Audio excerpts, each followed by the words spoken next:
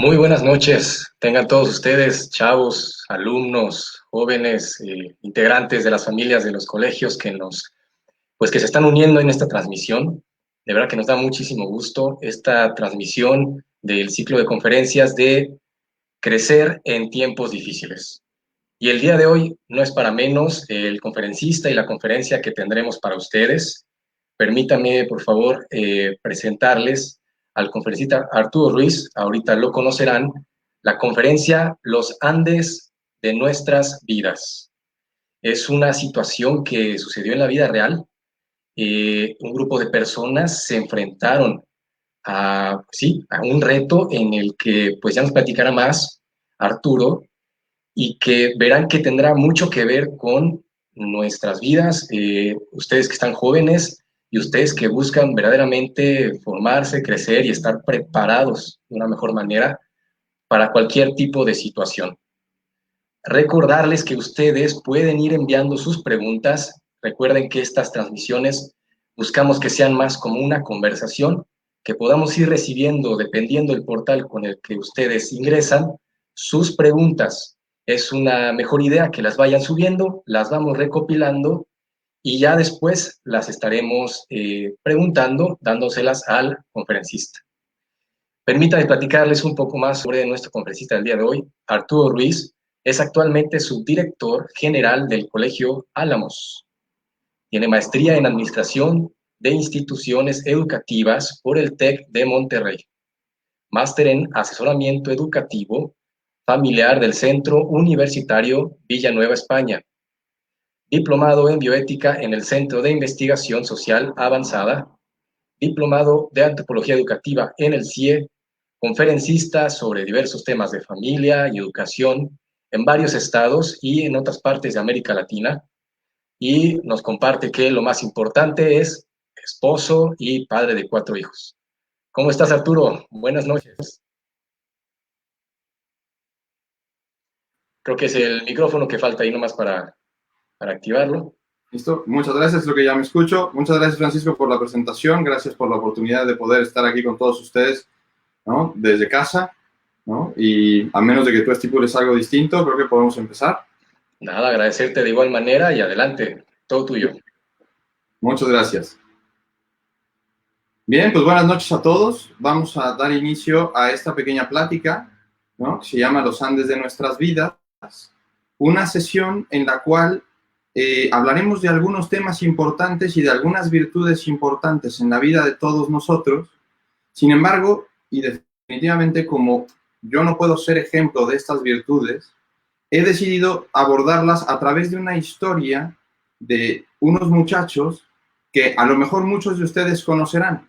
Aquellos que ya la hayan escuchado o que tengan nociones de qué se trata, la sesión les sonará en algunos aspectos. Sin embargo, yo iré profundizando en temas que seguramente serán de interés, y para aquellos que nunca la han escuchado, pues se irán enterando sobre la marcha de esto. Y bueno, estamos hablando de una situación que sucede en 1972.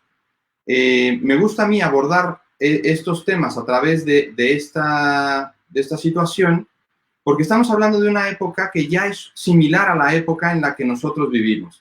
Por supuesto que los desarrollos tecnológicos y los avances no eran como los que tenemos ahora, sin embargo el estilo de vida ya era parecido.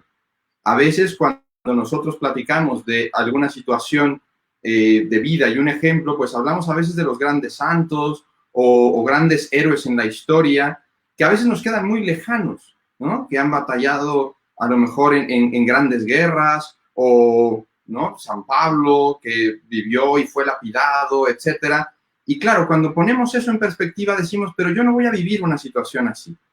Hoy vamos a tener enfrente la historia de un grupo de muchachos que tuvieron un accidente en la cordillera de los Andes, ¿no? Y que eran jugadores de rugby, de un equipo universitario como el que nosotros podríamos, ¿no? Pertenecer en poco tiempo. Vamos a conocer a nuestros personajes, ¿no? Los jugadores eran miembros de un equipo llamado los All Christians, de los cuales yo voy a hacer hincapié en 4 personajes principales. Sin embargo, voy a ir hablando de algunos otros. Ellos eran un equipo en donde el capitán era Marcelo Pérez, 25 años de edad, y vamos a tener en la cabeza a estas personas. Fernando Parrado, de 22 años de edad, Roberto Canessa y Antonio Vicentín, de 19 años de edad. Seguramente en el público hay algunos chicos de high school que están muy cerca ya de esta edad, ¿no? 19 años de edad, quizá un año más de los que tengo ahora. Son alumnos universitarios recién ingresados a sus distintas carreras. Y es importante que veamos, ¿no? Si somos de middle, ver que hacia arriba yo tendría que estar viviendo esto en 3 o 4 años quizá de lo que hoy tengo, ¿no? Quizá está a la vuelta de la esquina y me falta un año para cumplir los 19 años. Ellos se pierden en la cordillera de los Andes, ya platicaremos un poco por qué, y pongo esta imagen de la cordillera simplemente para que tengamos un poco en la cabeza lo que implica estar en una cordillera de este tamaño. Estamos hablando de la cordillera más larga del mundo y una de las más altas. Ellos, en el momento de estar allá arriba, de repente nosotros, acostumbrados a la geografía en México, pues nos cuesta trabajo dimensionar lo que es el tamaño de esta cordillera inmensa. Ellos están en una de las partes altas de la misma y voltean a todas direcciones y lo único que ven sus ojos son picos nevados. Esta situación es sumamente desesperante, ¿no? Vamos a ver nuestro avión. Ellos iban a volar de Uruguay, Montevideo, a Santiago de Chile, un partido importante, un partido que seguramente sería relevante para el equipo, ya que, si vemos en la imagen, tenemos un avión de la Fuerza Aérea puesto para poder hacer dicho viaje. De todos los datos que tenemos en esta diapositiva, me interesa que hagamos pausa y veamos dos de ellos. El primero, el techo en condiciones óptimas, 6.800 metros sobre el nivel del mar. ¿Qué significa esto? Significa que nuestro avión no puede volar a más altura que esto. ¿Por qué es relevante para nuestra historia? Porque la cordillera de los Andes, en prácticamente toda su extensión, es más alta que estos 6.800 metros sobre el nivel del mar. De tal suerte que yo no puedo sobrevolar la cordillera como lo haríamos hoy en día, sino tenemos que volar a través de ella. El segundo detalle en el cual quiero hacer una pausa es en la tripulación. Si podemos leer los nombres, si no yo ahorita se los diré, tenemos al piloto el coronel Julio César Ferradas, el copiloto el teniente coronel Dante Héctor Laguara, navegador teniente Ramón Martínez Resende, asistente de vuelo sargento Ovidio Joaquín Ramírez Barreto y el mecánico sargento Carlos Roque González. ¿Por qué hago un alto aquí? Primero porque todos y cada uno de ellos son militares. Estamos hablando de especialistas, de expertos. Y de repente en nuestra vida diaria tenemos un poco el mal vicio de que cuando estamos hablando de una situación que ha salido mal, automáticamente nuestra cabeza trata de asociarlo a que fue el error de una persona o que fue culpa de un idiota, y perdonen ustedes la palabra, ¿no? Estamos en una situación ahorita, el coronavirus famoso, y automáticamente la gente empieza a buscar culpables. Si fueron los chinos a los que se les salió un experimento, si fueron los americanos a los que trataron de hacer algún mal a los chinos, etc. La realidad es que no tenemos idea. La realidad es que a veces los problemas suceden simplemente porque fue un error humano o simplemente porque la naturaleza así lo ha dispuesto. Estamos en una situación en donde en nuestra vida, y aquí es donde yo empiezo a hacer un ejercicio con ustedes, de que cuando vayamos platicando esta historia, lo importante no es conocer solamente la historia, sino tratar de hacer asociaciones con nuestra vida, de tal suerte que nos sirva esto para nosotros poder tener cierto aprendizaje. Y claro, es que nuestra vida parece ser que es este vuelo de avión. Nosotros hemos diseñado la vida, nuestros padres nos han puesto en el camino, con todo perfectamente organizado y todo perfectamente planeado. Tenemos una gran familia, tenemos una situación socioeconómica seguramente confortable, cómoda, comemos todos los días, nos han puesto en un colegio extraordinario, ¿no? Han diseñado nuestra educación de tal suerte que al final de nuestra vida podamos tener una gran carrera, seguramente conocer una gran mujer, ¿no? Conocer un gran hombre, casarnos, ¿no? Pero no contemplamos que a lo largo de ese camino tan bien trazado y rodeado de especialistas, puede ser que algo salga mal. Y la pregunta aquí está un poco en saber y en poder decidir si yo estoy preparado y si estoy listo para enfrentar algún contratiempo que me presente esta situación o que me presente la vida. Vamos a ver el plan. El plan, si ustedes ven, hay una pequeña estrella en Montevideo. Ellos saldrían de Montevideo y volarían en un solo día a Santiago de Chile, cruzando, como habíamos hablado ya, la cordillera de los Andes.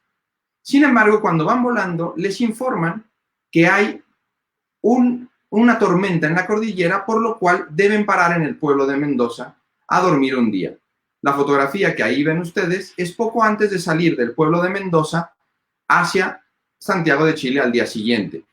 Todas las fotografías, excepto una, son fotografías reales. Esto la verdad es que hace que cada una de las escenas que veamos tenga cierto impacto. La escena que va a ser que no es real es muy evidente, ¿no? Pero todas las demás son fotos que ellos mismos fueron documentando en el proceso. Al día siguiente salen de Mendoza, un poco nerviosos por haber perdido un día. Ellos querían llegar con tiempo al partido y prepararse de manera correcta. Sin embargo, hay mucha alegría. Vuelan 45 personas, entre ellos todos los jugadores del equipo y algunas de las mamás y las hermanas de ellos que iban a verlos al partido. No era común que viajaran los papás con ellos, ya que en esas épocas los papás se quedaban a trabajar. Y son las mamás quienes los acompañan. Así que van como adultos algunas de sus mamás y los tripulantes del avión. Posteriormente, vemos una pequeña L invertida de lo que es Mendoza hacia lo que es Santiago de Chile. Esa L es porque ellos no podían, como habíamos dicho, sobrevolar por esa zona de la montaña. Tenían que bajar un poco a un lugar que se llama el Paso del Planchón, que era una especie de corredor natural en la montaña por el cual podían pasar los aviones. Vamos a ver un poco el error. Vemos en la parte más alta el pueblo de Mendoza, sale el avión alrededor de las 2 de la tarde y cuando está sobrevolando la zona de Chilecito, ahí se supone, no tenemos certeza absoluta del tema, que el tripulante del avión comete un pequeño error de 10 grados. 10 grados que en una corta distancia puede ser nada, a lo largo de varios kilómetros se vuelve complicado. Ellos debieron de haber llegado muy cerca de las faldas de la cordillera. Sin embargo, por ese pequeño error, llegan mucho más atrás. En el momento en que están sobrevolando Málaga, el tripulante vuelve a indicar que hay que dar la vuelta, el piloto obedece y entran efectivamente a donde debían, al Paso del Planchón. Sin embargo, de forma proporcional, si nosotros entramos mucho más atrás, el tripulante también indica un nuevo giro justo encima del Paso del Planchón, pensando que están ya sobre el pueblo de Curicó y que van a tener de un lado la cordillera y el océano del otro.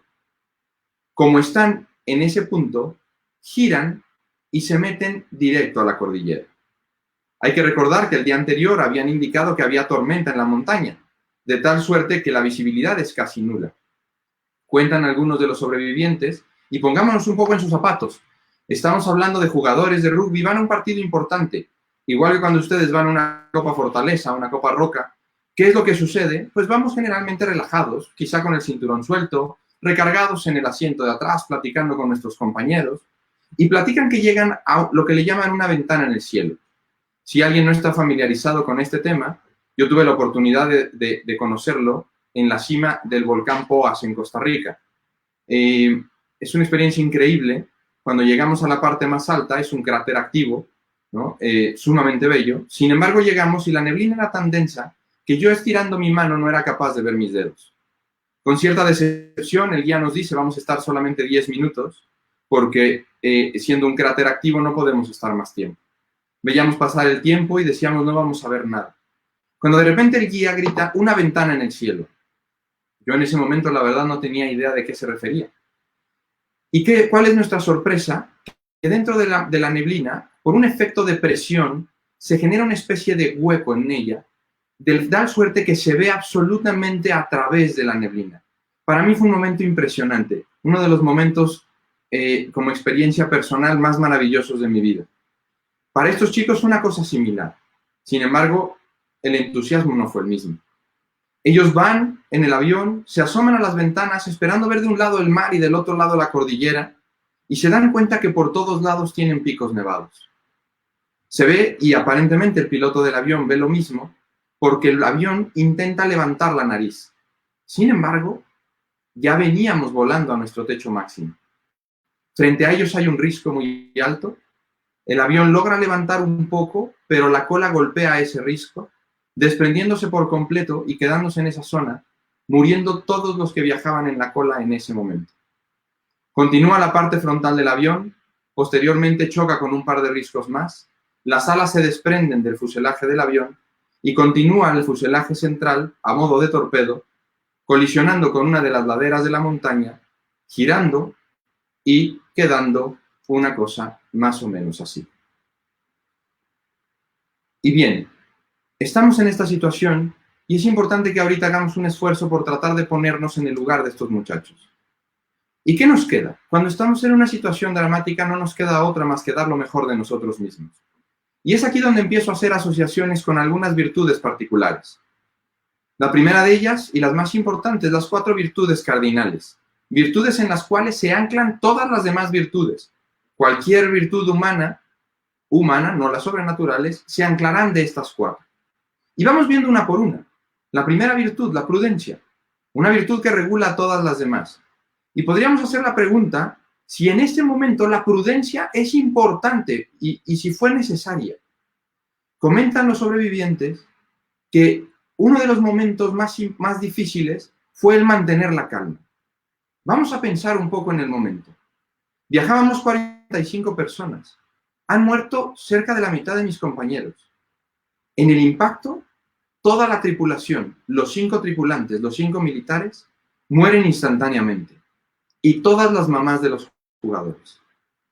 Esto nos deja a Marcelo Pérez, con 25 años de edad, como el responsable de todos los que ahí quedaban vivos. Guardar la calma, ser prudentes, una cosa fundamental en este momento. Tomar buenas decisiones, ni se diga. Pero no vamos a abundar en la prudencia. ¿Por qué? Porque vamos a seguir un poco con virtudes que me interesan tener con un poquito de más detalle. Segunda virtud, la justicia.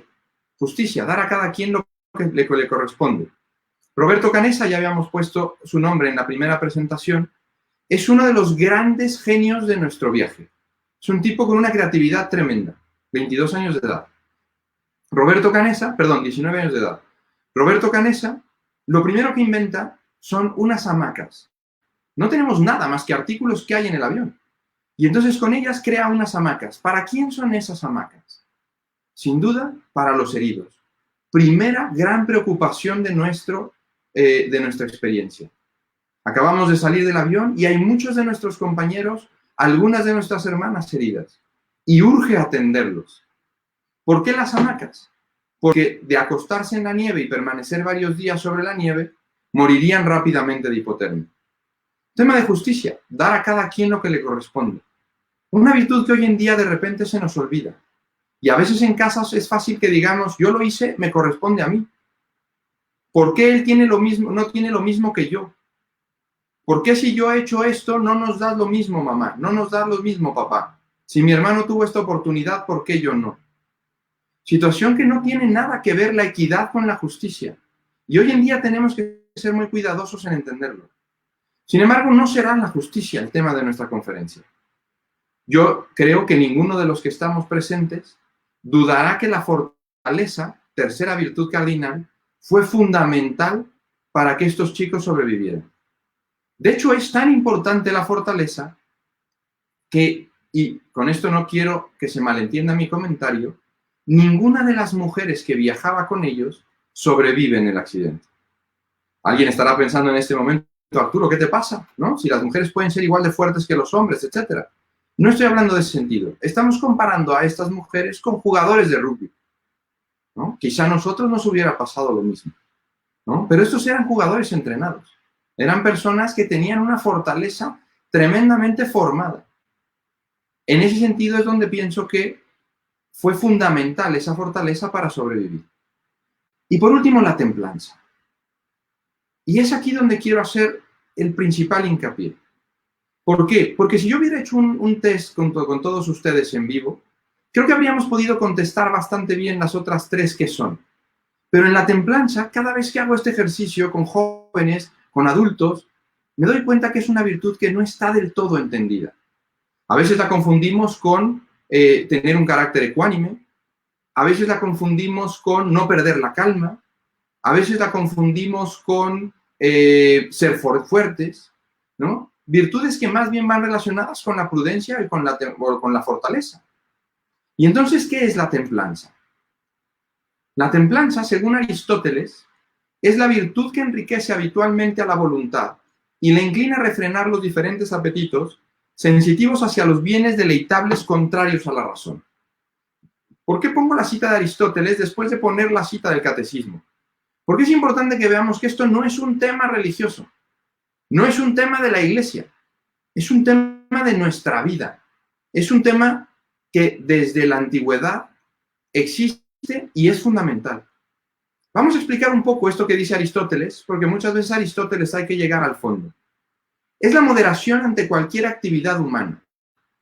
Vamos a ver, hay 4 pasiones principales del ser humano, 4 placeres que nos motivan fuertemente en nuestra parte corpórea. Estos placeres son la comida, la bebida, podríamos pensar que es la misma, pero me gusta separarla, el descanso y la comodidad. Todos nos gusta naturalmente estar cómodos, no me gusta sentirme mal, no me gusta el dolor, ¿no? Y por último, la sexualidad. 4 cosas que en sí no son malas ni buenas.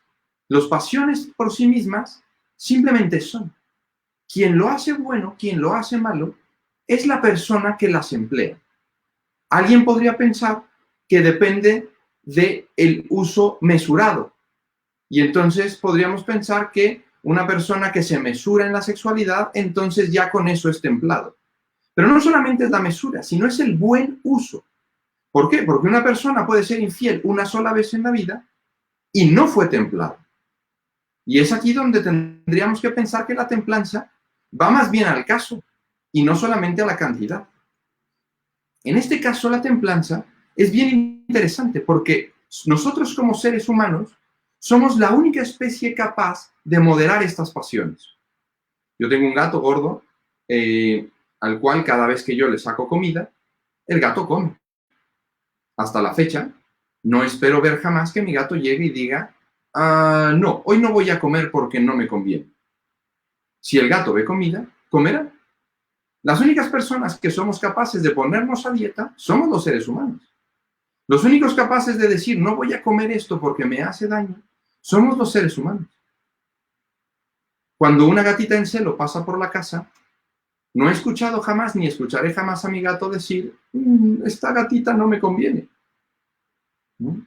Los seres humanos somos los únicos capaces de regular nuestra sexualidad. Luego entonces, una persona que se deja llevar por las pasiones es mucho más animal. Y una persona que sabe controlarse es mucho más hombre. Y aquí nuevamente hago una asociación con nuestra vida. Muchos de nosotros vamos a las reus. ¿Y cuántas veces hemos visto que aquel que aparentemente se liga a más chicas, aquel que se da en la reu con alguien, aquella niña que se da con alguien, parece ser que es el más hombrecito? Cuando, perdón la expresión, pero por mucho es el más animal. Es aquel que es capaz de refrenarse, es aquel que es capaz de moderarse, el que verdaderamente puede ser considerado un verdadero hombre. Aquel que en la reu es capaz de decir, yo no voy a tomar alcohol.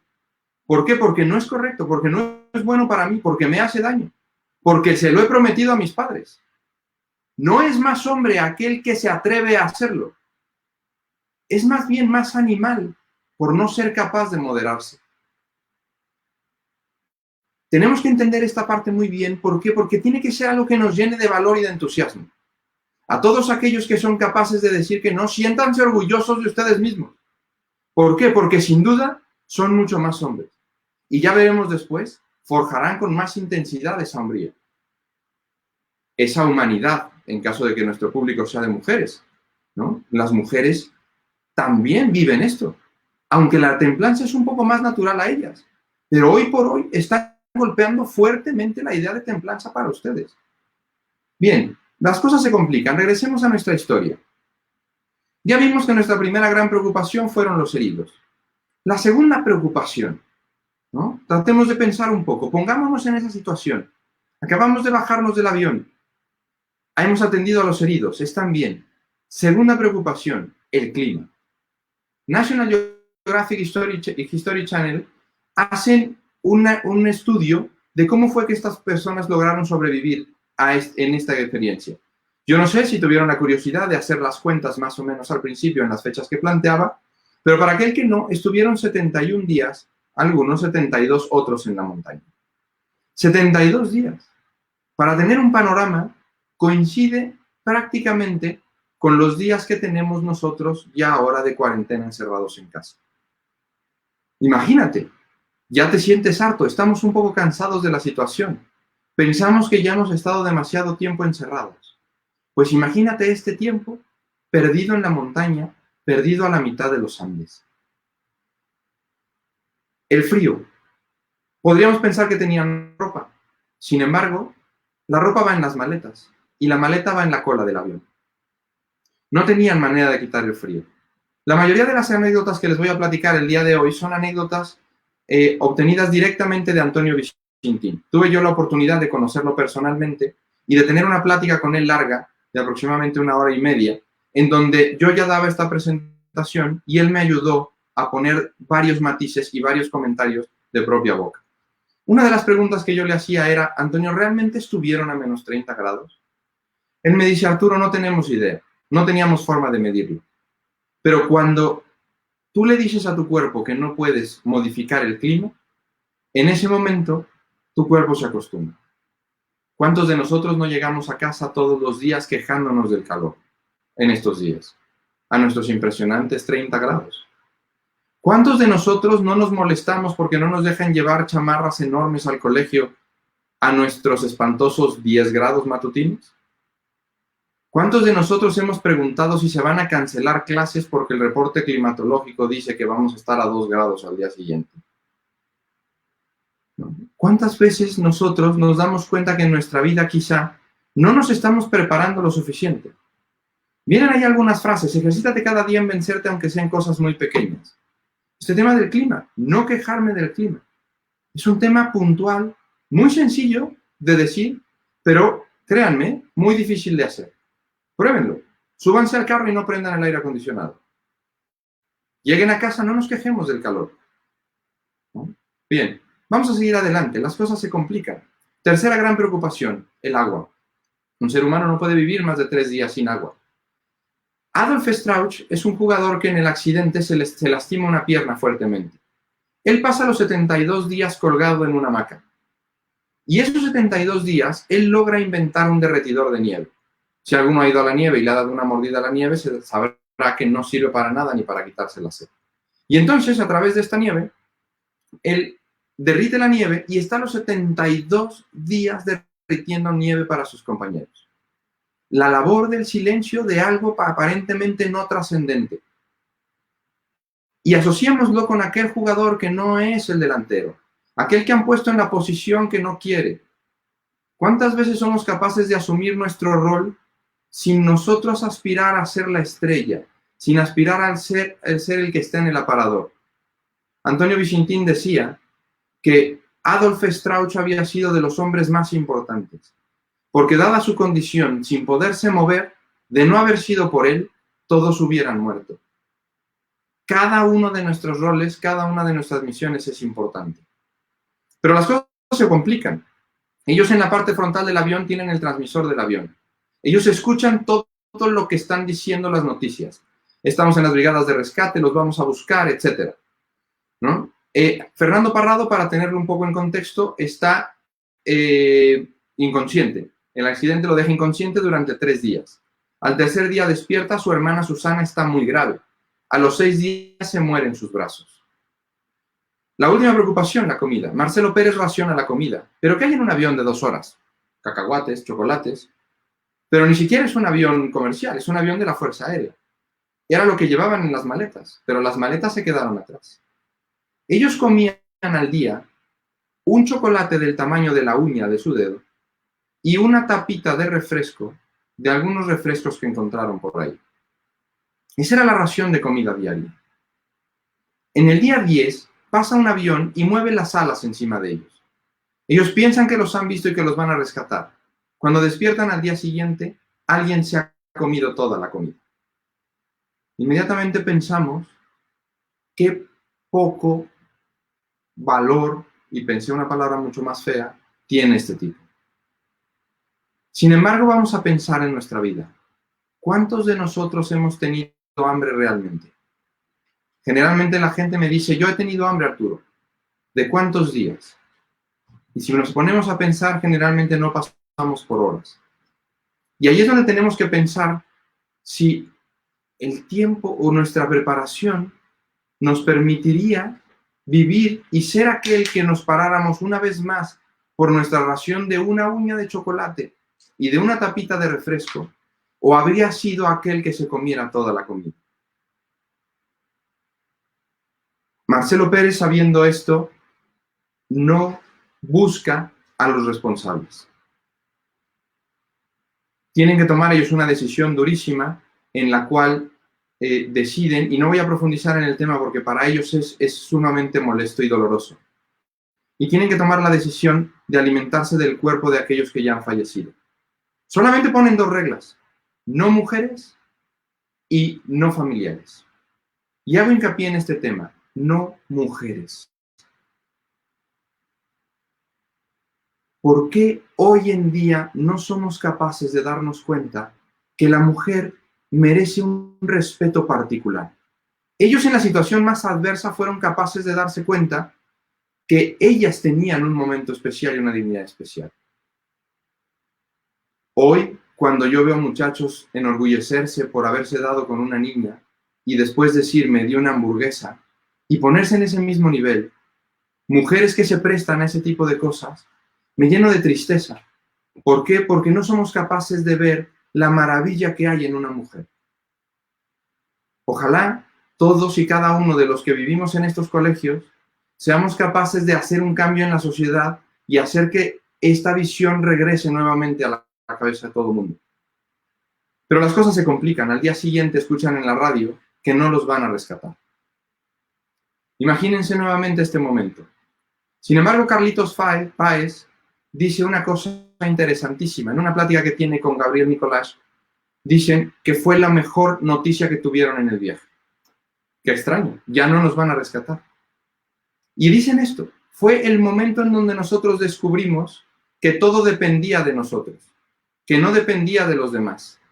¿Y cuántas veces nosotros no estamos esperando a que alguien resuelva lo que nosotros tenemos que hacer? A que alguien resuelva que el examen de matemáticas está muy difícil y el profesor tiene la culpa. Es que no puedo pasar mi materia. ¿No puedo pasar mi materia? ¿Realmente no podemos pasar la materia? ¿O no nos hemos decidido nosotros mismos a enfrentarla? Pero las cosas se complican. Día 19. Antonio Vicentín está dormido, él duerme en una de las hamacas hasta afuera, porque él tiene una lesión en la espalda, una lesión de siempre, y siente nieve en la cara. Él se despierta incluso diciendo dejen de jugar, hasta que se da cuenta que fue una avalancha que cayó y que sepultó a todos los que estaban abajo. En ese momento se lanzan del avión de los heridos y empiezan a rescatar gente que está enterrada. Cosas de la vida, sacan un vivo, dos muertos, dos vivos, un muerto, etc. Dentro de los que mueren, Marcelo Pérez. Sin embargo, todo pasa por algo. Los estudios de National Geographic History Channel dicen que fue el momento más frío de todo el tiempo que estuvieron arriba. La nieve cubre el fuselaje del avión. Y sabemos que la nieve conserva la temperatura, no así el acero del avión. De no haber sido por esa nieve, hubieran muerto todos de hipotermia. Y aquí nuevamente hacemos una asociación con lo que nosotros estamos viviendo. Y me uno un poco a los muchachos de 12avo que están por graduarse. Jóvenes que seguramente están sufriendo de sobremanera lo sucedido porque han perdido uno de los años que más esperaban. Sé que es una cosa difícil, pero tengamos la capacidad de decir, todo pasa por algo. Y yo no sé qué va a resultar de esto. Y estos tipos han sido capaces de cambiar vidas después de esto, porque todos y cada uno de ellos regresaron mucho más fuertes de la experiencia. Y muchos permearon a la sociedad que tenían alrededor de ellos. Hoy, ustedes no van a ser famosos quizá como ellos, pero después de haber vivido lo que han vivido, tendrían que ser factor de cambio de la sociedad. Y tendría que el mundo decir, wow, la generación que vivió esto cambió al mundo. Porque todos estos videos que dicen que el coronavirus nos va a enseñar a cambiar, no van a ser reales si no aprendemos de lo que estamos viviendo hoy por hoy. Regresemos a nuestra historia, a buscar alternativas. Llevan ya ellos cerca de 2 meses en la montaña y tienen que buscar una solución. Así que empiezan a caminar. Sin embargo, necesitan 3 expedicionarios. Fernando Parrado, Roberto Canessa son los primeros. Necesitan probar un tercero. Entre los candidatos están Roy Harley, Antonio Vicentín y Carlitos Páez. Ellos tienen que hacer un viaje de 2 días para ver quién de los 3 es el más fuerte para ello.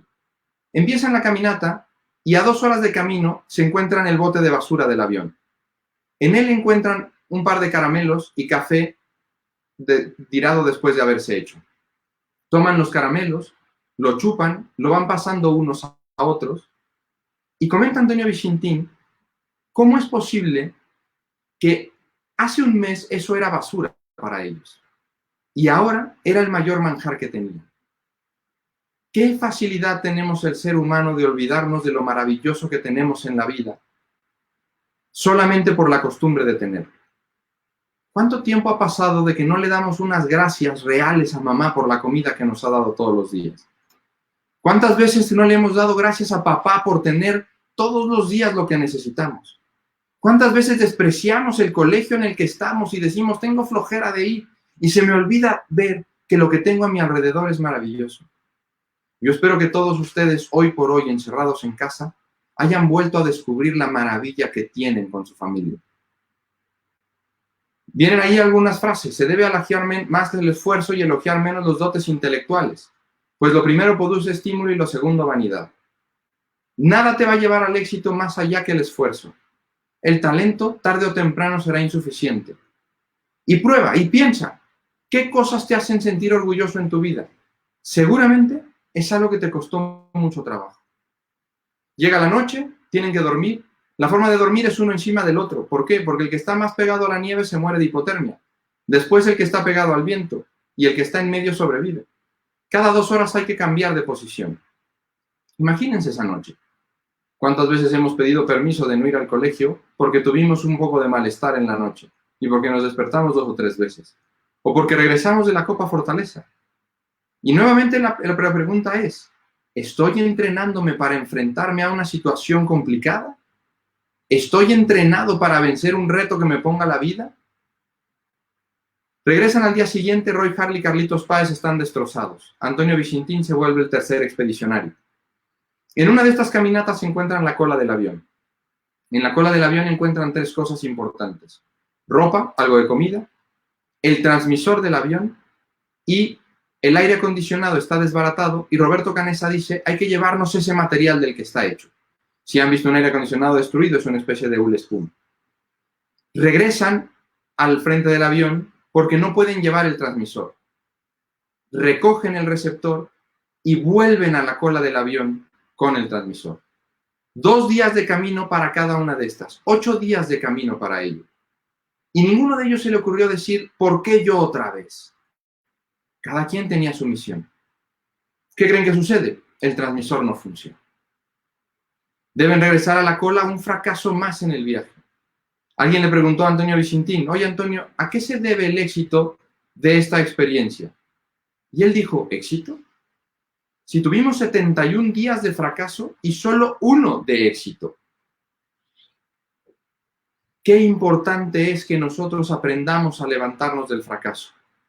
Qué importante es que en nuestra vida los fracasos los veamos como una gran oportunidad. Y hoy la vida nos ha puesto un reto, que ni siquiera es un fracaso. Pues tenemos una gran oportunidad enfrente. Aprovechémosla. ¿Qué nos toca vivir a nosotros? Lo primero es decidir a vivirse la templanza. Antes no se educaba. Platico rápidamente por qué.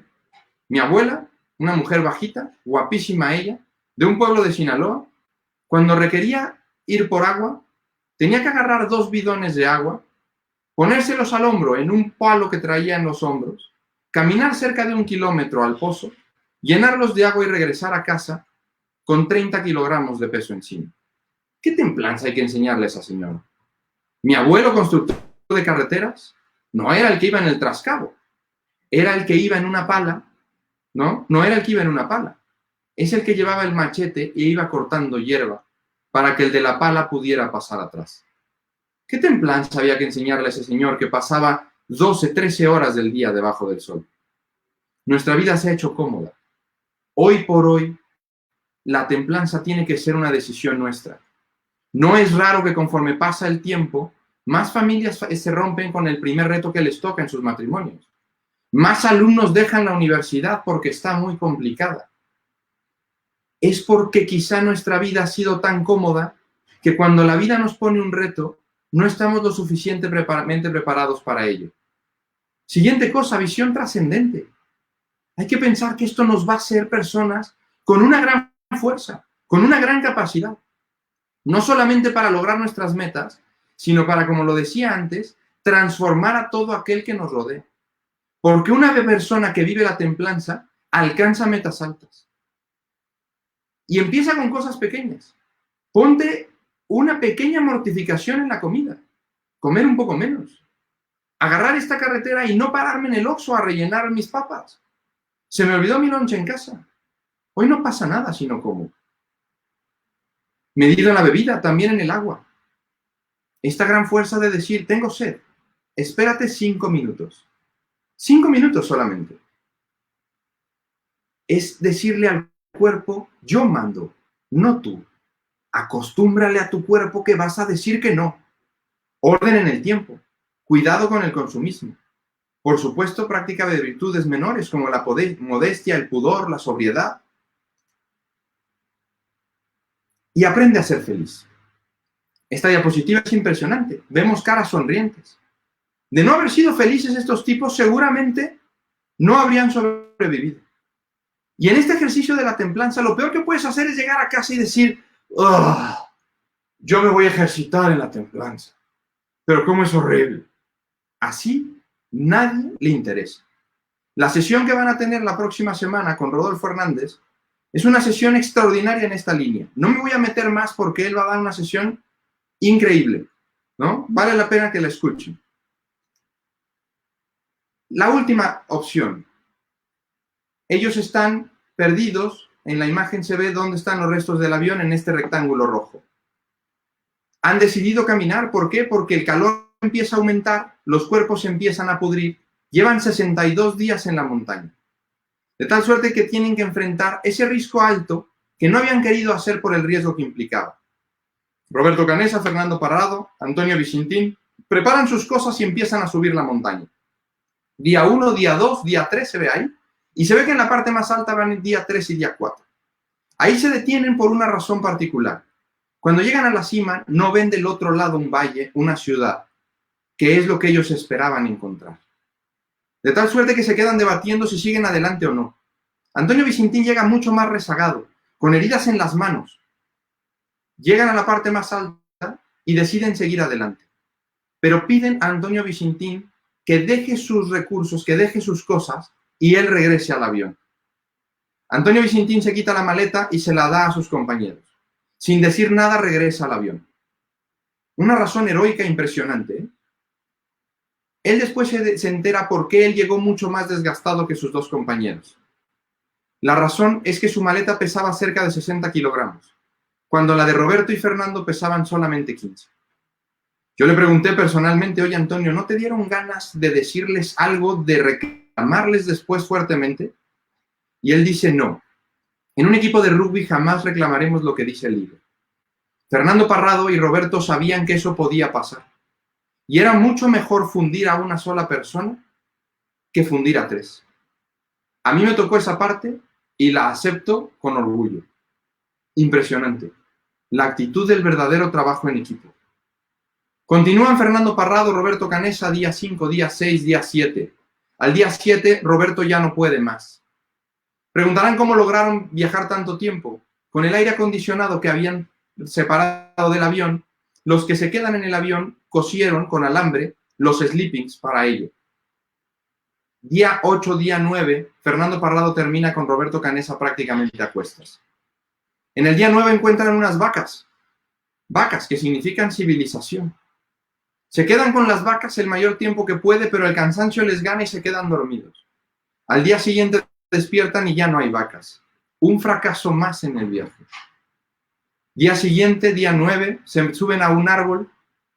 Están descansando cuando escuchan un chiflido. Ellos están de un lado del río y la persona que les chifla está del otro. No alcanzan a escucharse.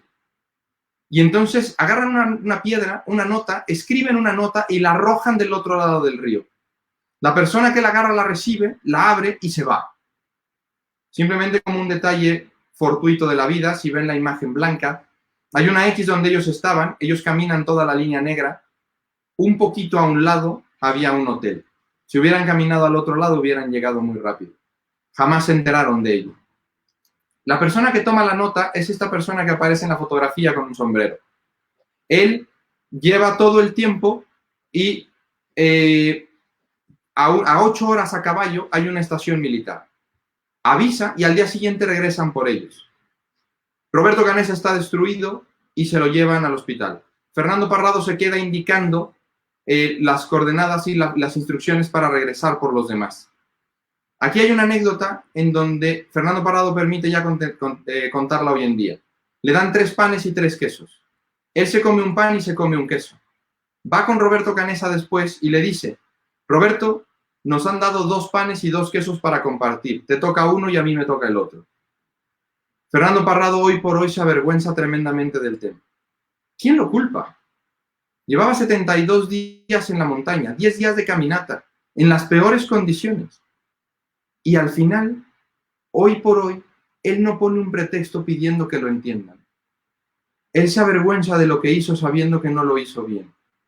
¿Cuántos de nosotros ponemos pretextos diciendo entiéndanme? ¿Qué responsabilidad y qué carácter de Fernando de decir lo hice mal, una disculpa? La última prueba. Van 2 helicópteros por ellos. Un helicóptero para 7 y otro helicóptero para 7. Uno de los helicópteros, por las cuestiones climatológicas de la montaña, está a punto de caer y se tiene que retirar. Hubo gente que se quedó en la montaña 72 días, otros fueron rescatados al 71. Dicen que hubo personas que hubo que bajar a golpes del helicóptero. Y nuevamente pensamos, ¿cómo seríamos nosotros en ese momento? ¿Lo que hemos vivido en nuestra vida nos permitiría haber sido los que nos quedáramos un día más en la montaña? ¿O habrían tenido que bajarnos a golpes del helicóptero? Y termino con una frase de Fernando Parrado en una de sus conferencias. No es la que está ahí escrita. Recuerden que esas frases son para complementar, que ustedes pueden ir viendo. Fernando Parrado dice que si un grupo de muchachos, 16 al final, pudieron sobrevivir en las peores condiciones climatológicas, en las peores circunstancias emocionales, sin comida, sin bebida, desesperados en el interior, ¿de qué es capaz el ser humano en la plenitud de sus capacidades físicas y mentales? ¿No será que nosotros estaremos desperdiciando parte de nuestra vida en pretextos? Espero realmente que esta sesión les pueda servir para hacer este análisis y esta introspección y decir qué tanto estoy aprovechando yo las oportunidades que me ha dado la vida. Y con esto cierro yo mi primera intervención y me quedo con ustedes, Francisco, por si hay algunas preguntas de los jóvenes.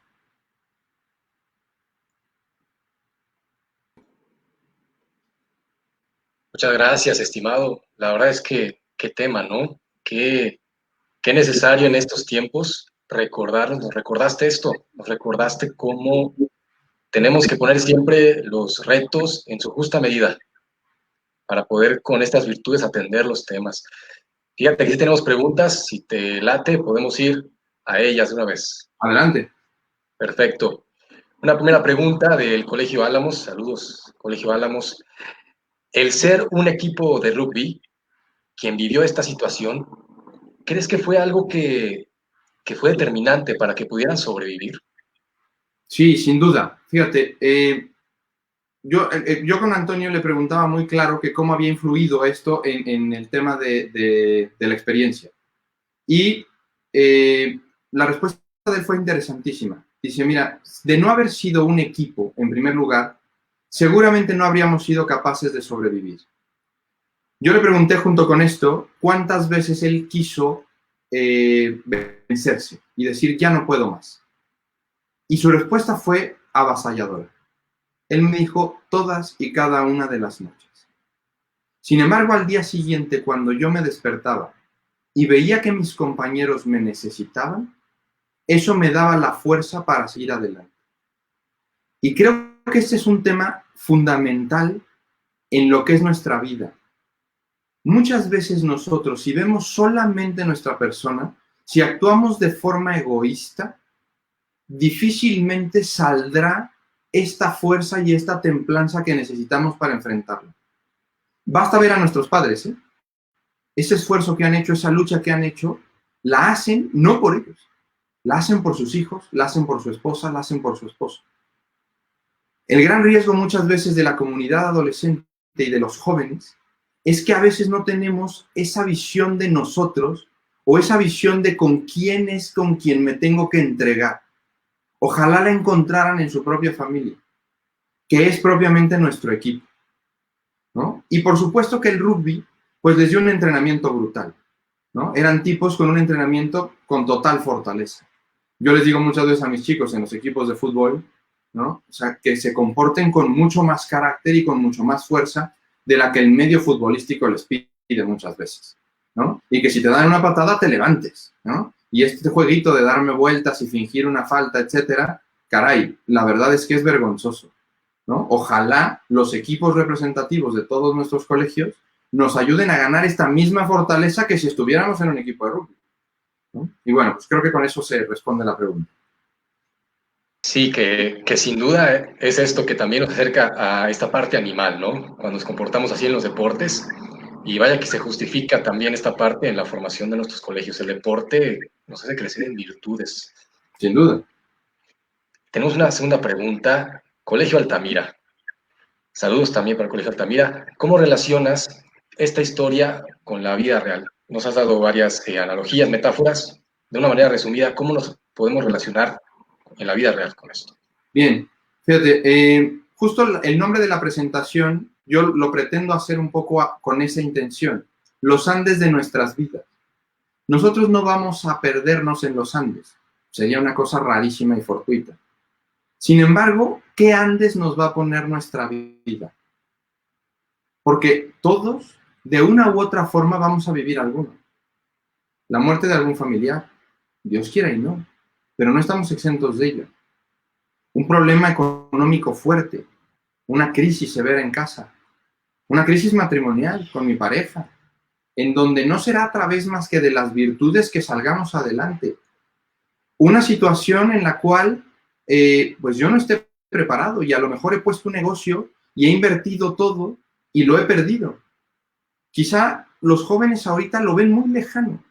¿Por qué? Porque a veces la visión, ¿no?, de nosotros es una visión corta, de corto plazo. Voy a entrar a la universidad. ¿Qué puede pasar? ¿No? Mi universidad no va a colapsar, ¿no? De momento yo los veo alterados y golpeados y frustrados, pues porque llegó el coronavirus y no tengo graduación. Esto está lejos de ser el antes de nuestras vidas. Está muy lejos de ser lo peor que nos vaya a poner la vida enfrente.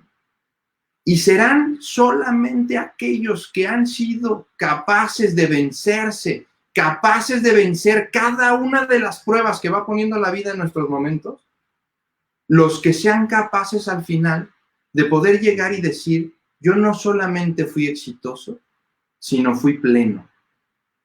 Y ojo, quizá esta palabra no estamos tan acostumbrados a manejarla, pero yo hoy por hoy, con mis 4 hijos, con mi esposa, soy más pleno que exitoso, porque soy inmensamente feliz. Y en función del éxito, he tenido cantidad de fracasos, pero teniendo lo otro, no me importa levantarme una vez más y una vez más y una vez más. Y creo que es ahí donde se junta nuestra vida con una historia de esta naturaleza. Sí, cómo se mantuvieron positivos, ¿no? También todo el reto. Tercera pregunta, Master. Colegio Álamos. Dice, esto tiene que ver en nuestra vida, pero ¿cuál es nuestro canibalismo? Anda. Ok, fíjate, esta sí nunca me la habían preguntado y espero entenderla de manera correcta. Pero yo creo que nuestro canibalismo hoy en día es el egoísmo. Tengo un muy amigo mío que además siempre dice esta frase que dice: el egoísmo es el camino al infierno, ¿no? Pero yo creo que es el camino al fracaso. Estamos en un mundo en el cual hemos pensado tanto en el éxito, y repito un poco esta misma causa, porque me parece que es un gran veneno. Es un gran veneno que nos está devorando unos a otros. Porque si yo no vivo con los demás, yo estoy sacrificando mi felicidad. Fíjate, Juan Pablo II decía una cosa bien interesante sobre el tema de la felicidad. Y decía que mi felicidad no es en función mía, sino que la felicidad va en función del otro. Yo soy más feliz en la medida en que veo a mis seres queridos felices. Y yo no soporto, por ejemplo, ver infeliz a mi novia. Si mi novia está infeliz, entonces yo me pongo triste naturalmente. Luego, entonces, mi felicidad no es personal. Yo soy el que decide ser feliz, sin duda. Pero voy a ser más feliz en la medida que soy capaz de hacer feliz a los demás. Y solamente voy a ser capaz de hacer feliz a los demás en la medida en que soy más templado. Que eso es el amor. Es cuando yo soy capaz de ceder a mis preferencias personales para darle pie a las preferencias del otro. Cuando yo me pongo en lugar número uno, entonces naturalmente voy a alejar a las personas que me rodean. Y alejándome a esas personas, eventualmente seré más infeliz, seré menos pleno. Y nos estamos destruyendo como sociedad y como personas. Pues lo dejas claro, el egoísmo, gran enemigo. Una siguiente pregunta, saludos al Colegio Encino. ¿Cómo agradecer todo lo negativo que nos sucede, como la pandemia, ya que lo positivo suele ser más fácil, es más fácil?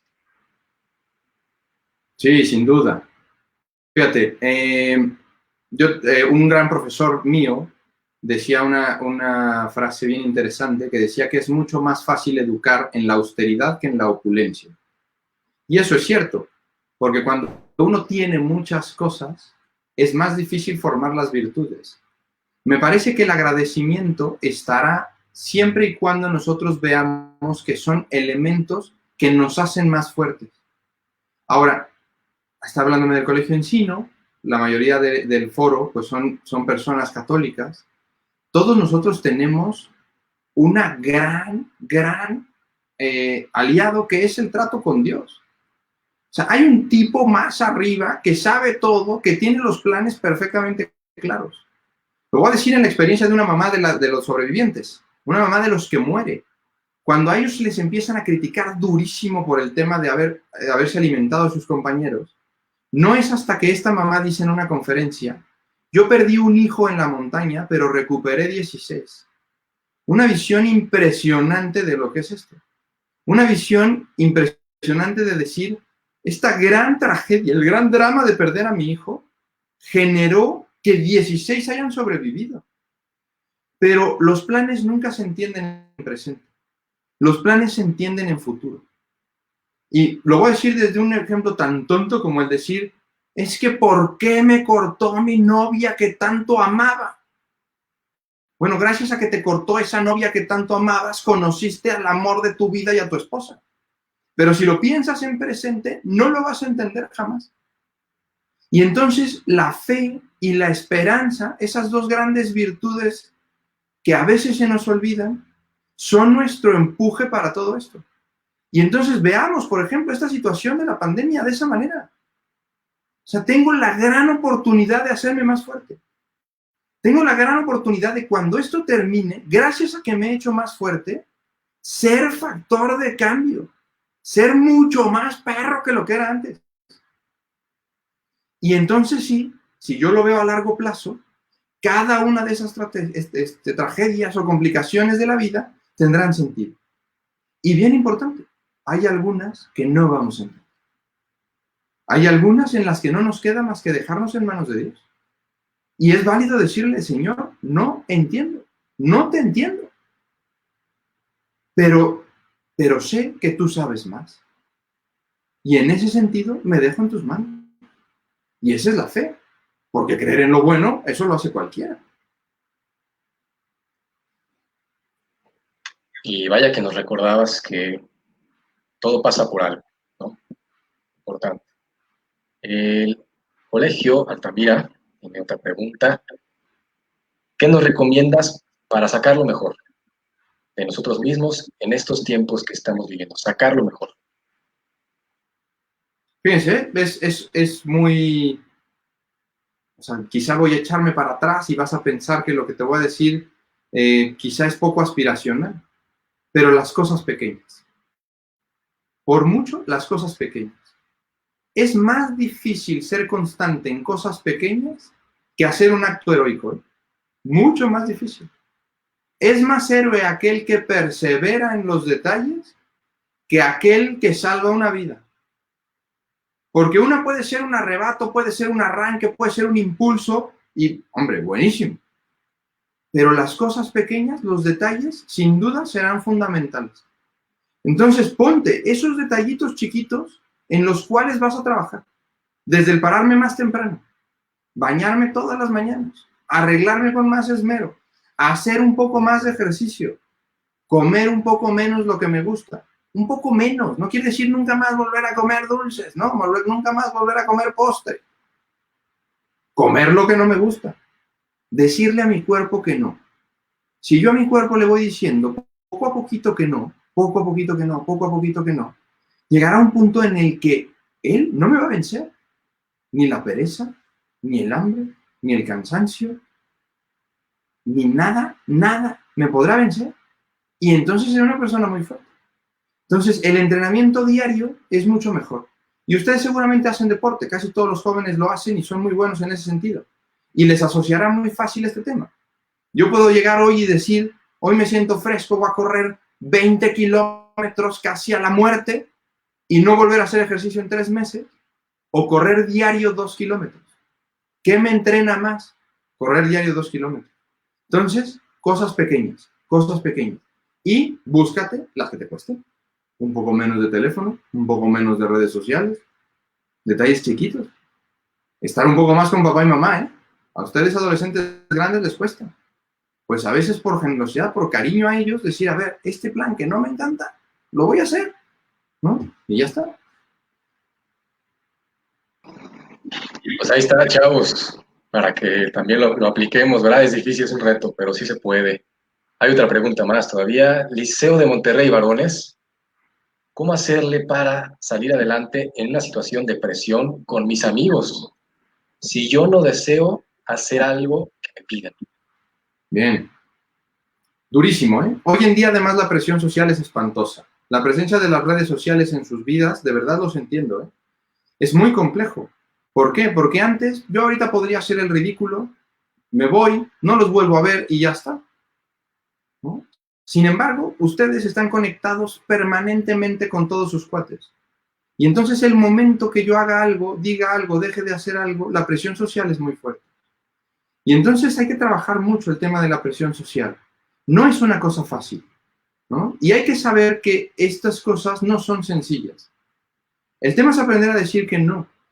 Y decir que no una y otra vez, una y otra vez. Y ser inmunes a los comentarios necios. Nos van a decir jotos, nos van a decir miedosos, nos van a decir gallinas, nos van a decir lo que sea, ¿no? He pensado palabras peores, pero no puedo decirlas por este medio, ¿no? Y al final, lo que tú tienes que tener de tranquilidad es eso que decía yo al principio. El yo decir que no me hace más hombre. Y al final, tú tienes que hacer las cosas por ti, para hacerte más fuerte y por las personas que verdaderamente te quieren y te estiman. Y ese no es el que te presiona. Ese no es el que te obliga a hacer algo que tú no quieres. Te voy a platicar una anécdota personal muy tonta. Yo no bebo nada y no bebía nada tampoco en la universidad. Cuando yo llego a la universidad, cada vez que iba a una reunión era, Arturo, tómate una cuba con nosotros. No, gracias. ¿Qué pasaba? Me la servían. ¿Qué pasaba? Ahí se quedaba.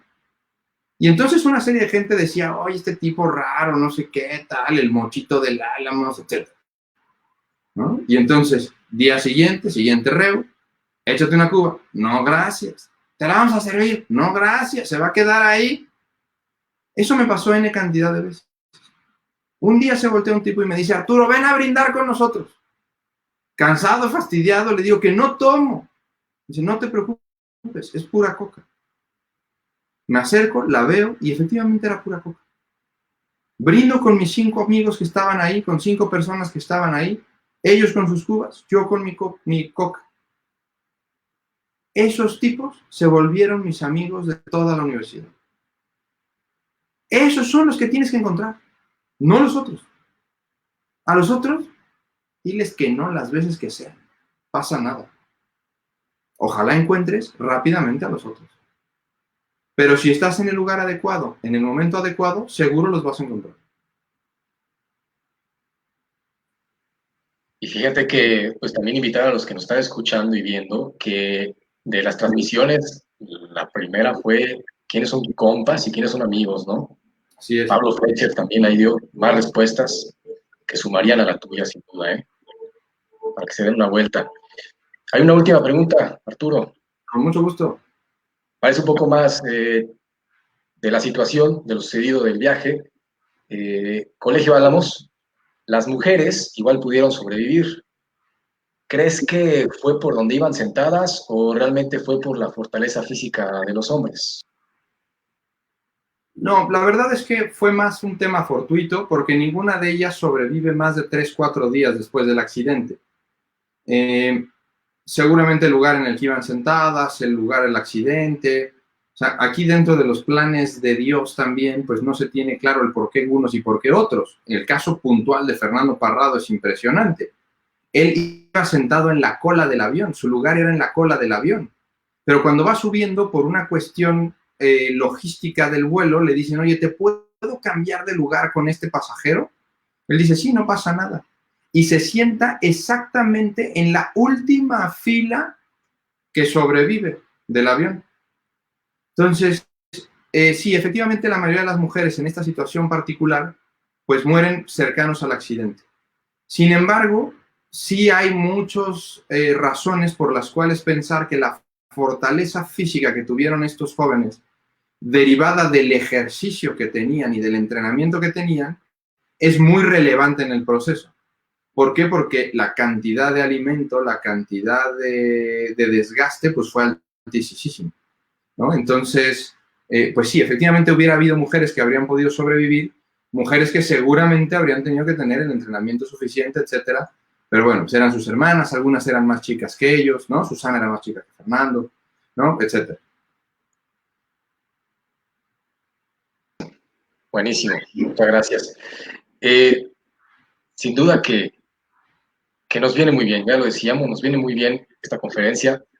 De verdad, Arturo, te estamos súper agradecidos por tener el tiempo. Yo creo que todos están agradecidos por el hecho también de que, pues si no hubiéramos asistido a alguna de tus conferencias, quizá nos hubiéramos perdido el tema, y más si somos chavos que igual no nos enteramos por tanto medio, pero creo que todos teníamos la oportunidad de escuchar la experiencia que también de viva voz de Antonio, que nos comentabas, ¿no? Que también él te compartía y te confirmaba situaciones.